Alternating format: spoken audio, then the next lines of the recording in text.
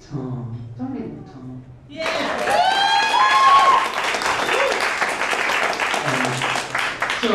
I'm just going to read a short piece. There's two narrators in my novel. One is a kid in the 80s, and one, he finds his grandmother's diaries, and so part of the story takes place through his grandmother's diaries. And we're sort of at the middle of her entries, and so all you really need to know is that she is having, she's having a new, scary friendship with her husband's younger cousin, who's 25 years old. Her and her husband are in their 40s, and they have 3 kids, and they're in the swamps of New Jersey. And she has struck up a friendship with the younger cousin that her husband does not really know about. And he has given her a diary, a book, a blank book that they decide to keep a secret from her husband. And this is the diary in which she is writing these entries in. From the Diary of Granny Cracken, July 26, 1961. President John Fitzgerald Kennedy was on the television set last night, our Catholic president, and an Irishman no less. I'm numb from the thought of his broadcast, truly.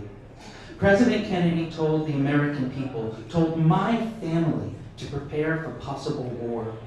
When he spoke to us, he spoke to everything we know, spelling his case out for us, how dire our times in West Berlin with communist Russia truly are, the threat of mutually assured destruction. We must be willing to resist with force if is used against us.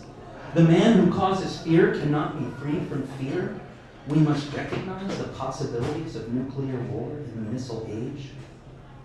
Frank and Angela and Mary Claire and little Gina and myself sat around the television set like, oh my God, a real family for the first time in I don't know when. The good and weak, meek wife and mother, detached and cool in the way I have learned to be. Everything seems so far away. He sure does have a funny shaped head, Angela said. Mary Claire snickered into her hand the way she does when Angela speaks. Those two twins, thick as thieves. Little Gina asleep on the floor, nodding off during the speech. Frank kicked his feet back in his Barcalounger and opened the newspaper in front of him. Frank always reads the funnies first. Maybe I should build a bomb shelter, Frank said. Only a part of me answered him. The part of me attuned to playing the part of Frank's wife as best as I can be when he's present. If you think we can afford it, dear. Frank looked up over the paper. That way he looked at me, I cannot bear it. That way he sees me, my God. There is nothing on his face for me. He looked at me like he would look at an insect the moment before he crushed it beneath his boot heel. Father Sid says all the Russians and communists are going to hell, Mary Claire said. Mary Claire is a mouse who only has a voice when feeling pious and talking about what Sid says. Frank laughed and disappeared behind his funny pages. We're all going to hell, he said. Angela didn't miss a beat. Not me, I'm going for a drive. Angela was waiting for that boy of hers, that Martin, to come pick her up and take her out in his convertible. I was a little speck of myself sitting there observing her, and it could be me 20-odd years ago, waiting on the porch for Frank to visit. Dressed in her saddle shoes and shirtwaist dress, her pleated skirt and pillbox hat, young and beautiful and just smart enough to get her pretty red head in serious trouble. Truly, I would be jealous if I didn't know what was in store for her. The world will not suffer hubris and naivete for too terribly long, my daughter. And how resentful Mary Claire is of her sister, Mary Claire, who despite the same looks as Angela, has none of her interest or charm. All that, and more, I could see from my chair.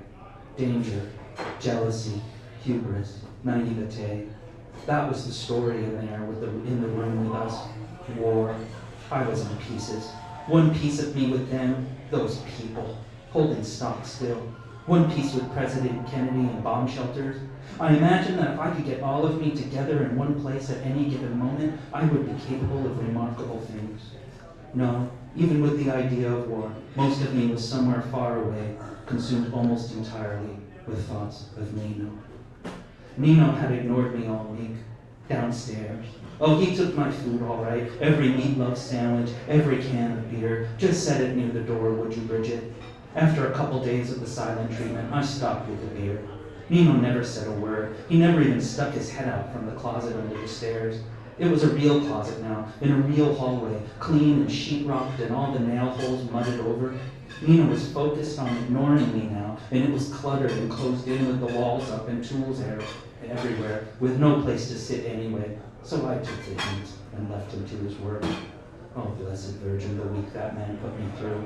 He knows how thin the floors are. I heard every cough, every nail hammer, and he is working under the living room now, and the front stairs. I can even smell fresh paint rising up through the thin floors. Where has my friend gone, hidden beneath me? But yesterday morning, hours before Kennedy's speech, Nino, it was Nino that started the 24 hours that changed my world, not Jack Kennedy. Nino, not Khrushchev, who was the architect, engineer, and carpenter of our mutually assured destruction. Yesterday morning, Gina and I were watching Queen for a day on the set.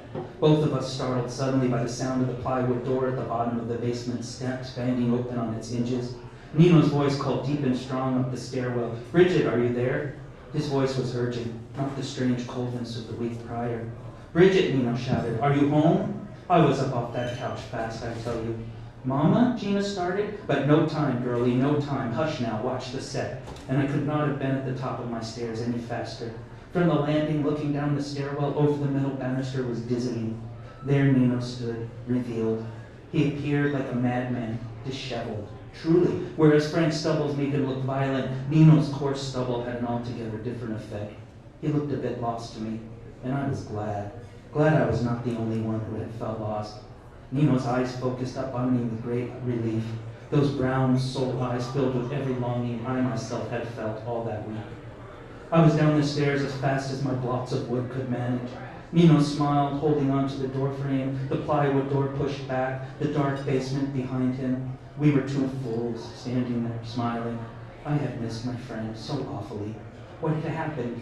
It did not seem to matter in that moment. Nino spoke, and I held my fingers to my lips. I could almost feel little Gino listening. "Frank's almost here to pick me up," he whispered. Nino leaned in, and the smell of onions and ketchup lingered on his breath. "But I have a surprise to show you." "What?" I started, but he held up one finger up to his broad lips. "Not now. Tomorrow. Lunchtime." Then he smiled, and his eyes stayed staring in mine. "Oh, Mama, if you could see such a color, sparkling, warm, the deepest, richest brown, all of him, warmth and smiles, just for me." And then the horn of Frank's Chevy blaring from outside. I had not even heard Frank driving down our street. "Gotta go," Nino said. I was stock still, stunned happy. "Remember," he said, "lunchtime tomorrow. Don't come down before then." Then his eyebrows pulled down, his face and mouth a mock frown. "Don't you look, Bridget." "And Bridget, old girl," he whispered, so sweet, "don't forget my beard." Let me tell you what a night I had. That anticipation was almost too much to bear. Having to sit there quiet during the president's speech, pretending the whole world was not changing before my very eyes, and later, in bed, Blessed Virgin, the way Frank was snoring, to shame the devil. Yes, the whole world is changing, shrinking smaller and more confined with each passing breath. I can lie there and think of all the possibilities, counting the crickets out the window and back there in the swamp. President Kennedy's warnings rebroadcast in my head. The possibility of war with the Soviets, of millions of people being annihilated in moments. Dear Blessed Virgin Mary, how can such a thing even be possible? I am sinning just writing this, I'm sure, but imagine how silent a place the world would be after all the dust settled.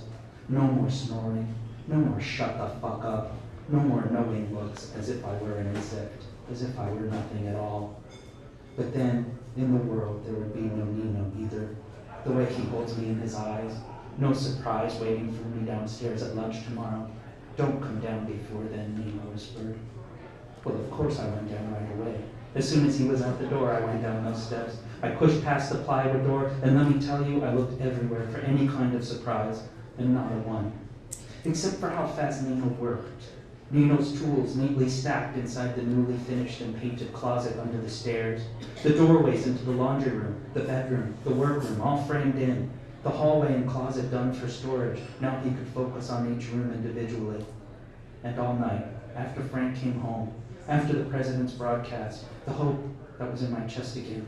Even the president's news could not crush it.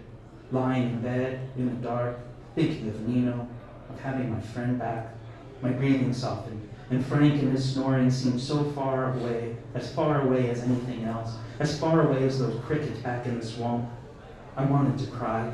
Nino's eyes, it was his eyes I saw in the dark, his eyes that gave me the small comfort, all that soul, the way they looked so pained and hopeful as I came down the stairs. I wanted to cry, but I did not. I will not. I suppose I must take my dignity where I can get it. Thank you.